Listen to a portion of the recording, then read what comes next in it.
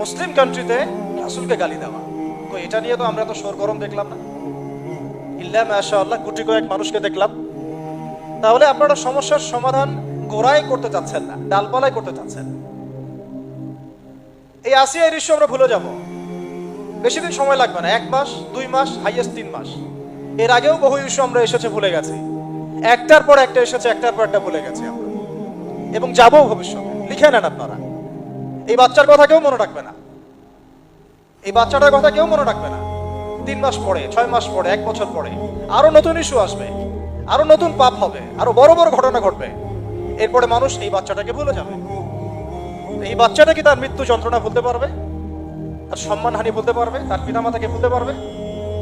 এখন প্রশ্ন হচ্ছে, তার পিতাকেও যদি আমরা জিজ্ঞাসা করি, ইসলামে রেপের শাস্তি হচ্ছে মৃত্যুদণ্ড, আর ব্যভিচারের শাস্তি হচ্ছে অর্ধেক কোমর পর্যন্ত পুঁতে পাথর নিক্ষেপ করে হত্যা করা, এবং বিবাহিত ব্যক্তি হলে এই শাস্তি, অবিবাহিত হলে 100 বেত্রাঘাত, 1 বছরের নির্বাসন এবং সমাজ থেকে বয়কট করা, আর ধর্ষণ হলে সরাসরি মৃত্যুদণ্ড। 3 মাস সময় লাগার কথা না, 3 দিনের মধ্যেই করা সম্ভব। এটা শরিয়া আইন, এটা আল্লাহ রাব্বুল আলামিনের শরিয়া বিধান। এখন তারাও কি এটাতে রাজি হবেন? যারা শোক প্রকাশ করছেন তারা কি এই বিধানটা কার্যকর করতে রাজি হবেন? ধর্ষককে সবার সামনে প্রকাশ্যে মৃত্যুদণ্ড দেওয়া হোক, শরিয়া আইন কার্যকর করা হোক? রাজি হবেন না, কারণ আপনারা বলবেন এটা করতে গেলে বাংলাদেশ থেকে মৌলবাদী রাষ্ট্র হয়ে যাবে। তো সমস্যার গোড়ায় আপনারা যেতে চান না, ডালপালা নিয়ে নাড়াচাড়া করেন। জেনা ফ্রি মিক্সিংটাকে উন্মুক্ত করে দেয়া হলো, ছেলে মেয়ের অবাধ বিচরণটাকে উন্মুক্ত করে দেয়া হচ্ছে। একটা চরম ক্ষুধার্ত মানুষদের সামনে যদি আপনি খাবারকে উন্মুক্ত করে রাখেন, এরপরে যদি কেউ জোর করে খাবার খেয়েও ফেলে, শুধু কি আপনি খাদকের দোষ দিবেন?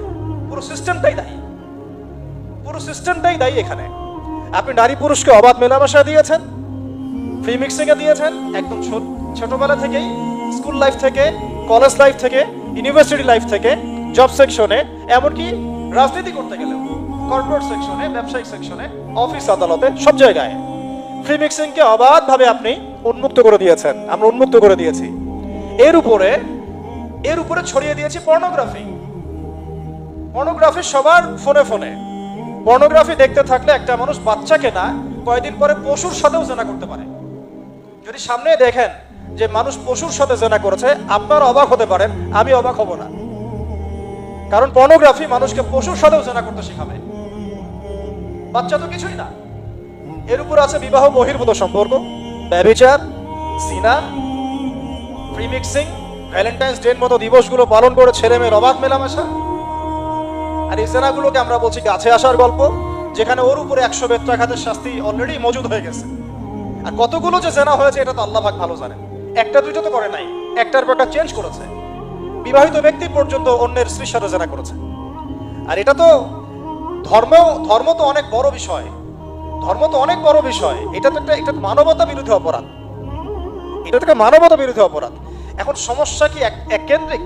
এটা বহুমুখী সমস্যা। ফ্রি মিক্সিং রেখেছেন, পর্ন চালু করে দিয়েছেন, এবং সবচেয়ে বড় কথা, এর শরঈ বিচারটুকু নিশ্চিত হচ্ছে না। তাহলে সমাজের মধ্যে এগুলো কমবে না বাড়বে? সিম্পল, সমাজের মধ্যে এগুলো বাড়বে। 6টা কাজ করেন, ইনশাআল্লাহ তাআলা কমে যাবে। প্রথমত শরঈ পর্দা নিশ্চিত করেন, দ্বিতীয়ত ফ্রি মিক্সিং বন্ধ করে দেন, তৃতীয়ত আপনারা জেনার শাস্তি চালু করেন, চতুর্থত সমকামিতা বন্ধ করেন, এলজিবিটি বন্ধ করেন, পঞ্চমত ব্যভিচারের যে রজম শাস্তি চালু করেন, শরঈ বিধান চালু করেন, পর্ন সাইটগুলোকে বন্ধ করে দেন, এবং সমাজে তাকওয়া, নৈতিকতা শিক্ষাটাকে বাড়িয়ে দেন। দেখেন সমাজে জেনা কমে না বাড়ে। কিন্তু কেউ এই সমস্যার গোড়ায় যাবে না। একটা ইস্যু আসবে, একটা ইস্যু যাবে। আজকে আপনার বোন তো কালকে আমার বোন, কালকে অমুকের বোন, কালকে তার মেয়ে, নিজের ঘর পর্যন্ত চলে আসছে। আর কয়টা রিপোর্টই বা আমাদের সমাজের সামনে আসে? যে কয়েকটা রিপোর্ট সামনে এসেছে, এগুলো 50%ও না। বহু মেয়ে এগুলো বলতেও পারে না লজ্জায়। আর আমি তো ওইসব মেয়েদের ব্যাপারে কথা বলা ছেড়ে দিয়েছি, যারা স্বেচ্ছায় নিজের ইজ্জতকে বিলি দেয়। তাদেরকে আমি আমার বোন পরিচয় দিতে লজ্জা বোধ করি। সমাজ থেকে গায়রত, ব্যক্তিত্ব, পর্দা, শালীনতা, হিজাব এগুলো উঠিয়ে দেওয়া হয়েছে। আপনারা কি দ্বীনি অঙ্গনের তসলিমা নাসরিন হতে চান নাকি? তারা কি দ্বীনি অঙ্গনে তসলিমা নাসরিন হতে চান? কেন আপনি একটা ছেলের সাথে হারাম সম্পর্কে জড়াবেন? কেন প্রেম করতে যাবেন? কেন আপনি তার সাথে বাইকে করে ঘুরতে যাবেন? কেন আপনি আপনার বন্ধুদের সাথে ফ্রি মিক্সিংয়ে ঘুরতে চলে গেলেন? 3 দিনের রাস্তা, 7 দিনের রাস্তা, 10 দিনের রাস্তা, অথচ আপনার উপর হজও ফরজ না মাহারাম ছাড়া। না আপনি পর্দা মানছেন, না মাহারাম মানছেন। আর সমাজে না আছে ইসলামী শরিয়া আইন অনুযায়ী বিচার, আর না আছে পর্ন বন্ধের উদ্যোগ, আর না আছে ফ্রি মিক্সিং বন্ধের উদ্যোগ। তো আপনার ইজ্জত চলে গেলে কে ফিরাই দেবে আপনাকে? আমি তো আপনার ভালোর জন্যই কথা বলছি। সমস্যা হচ্ছে আমরা সমস্যার গোড়ায় যেতে চাচ্ছি না। আজকে এই কথাটা আমি এখানে বলতে চাই নাই, শুধু কথা প্রসঙ্গে চলে আসছে যে এই যে মেয়েটা কাতরাতে কাতরাতে মারা গেল আজকে, আপনারা দেখে নিয়েন 3 মাসের মধ্যে এই মেয়েটাকে সবাই ভুলে যাবে। সমস্যার গোড়ায় আসেন। সমস্যার গোড়া হচ্ছে আল্লাহর জমিনে আল্লাহর দ্বীন ইসলাম বাস্তবায়ন না হওয়া পর্যন্ত এই মানবতার মুক্তির কোনো রাস্তা নাই। আল্লাহর কসম করে বলতেছি, আল্লাহর জমিনে ইসলাম, কোরআন, সুন্নাহ, রাসূলের আদর্শ বাস্তবায়ন হওয়ার আগ পর্যন্ত এই জাতির স্বাধীনতা বলে কোনো শব্দ নাই।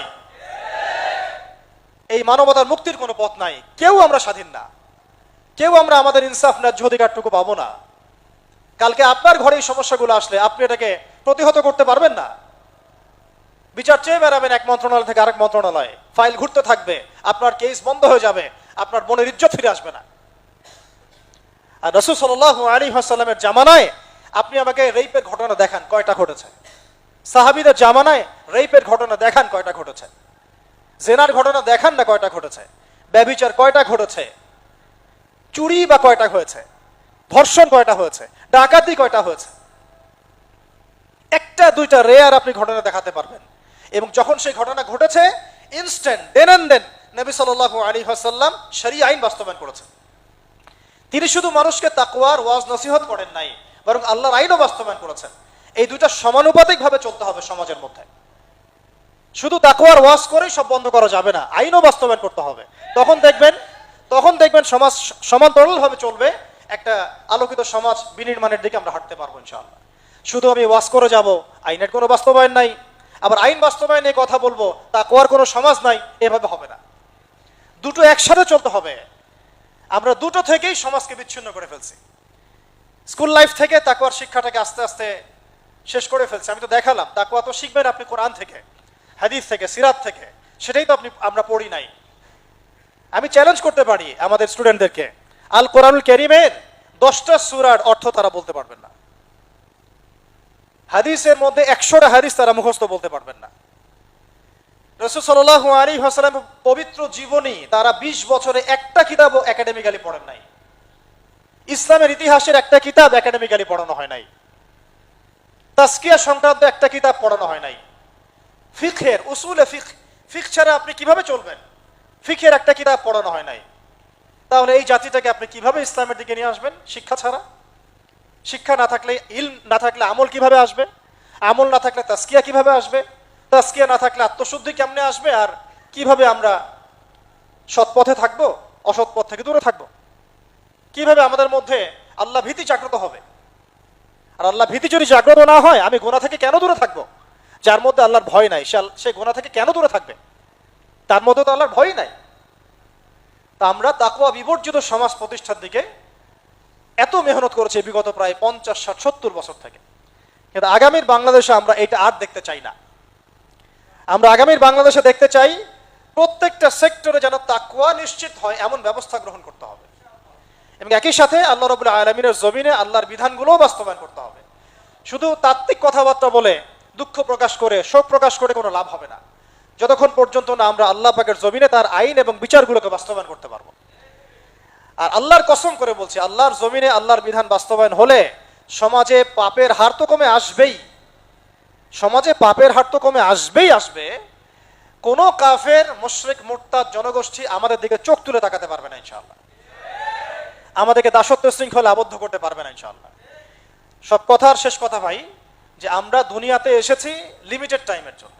এই সময়টুকুতে যদি আমরা হেলায় ফেলায় দুনিয়ার জীবনটাকে নষ্ট করি, আমাদের দিনটাকে ঠাট্টা ছলে গ্রহণ করি, কোরআনকে মূল্যায়ন না করি, হাদিসকে মূল্যায়ন না করি, আল্লাহর দেয় এই সুযোগগুলো, রমাদান, এই কোরআন, এই তারাবি, এই তাহাজ্জুদ, এই সাদাকা, এই তাকওয়া, এগুলোকে মূল্যায়ন না করি, তাহলে ক্ষতিগ্রস্ত আমরা হব, আর কেউ হবে না। ক্ষতিগ্রস্ত এই পৃথিবীতে অন্য কেউ হবে না, বরং আমরাই হব।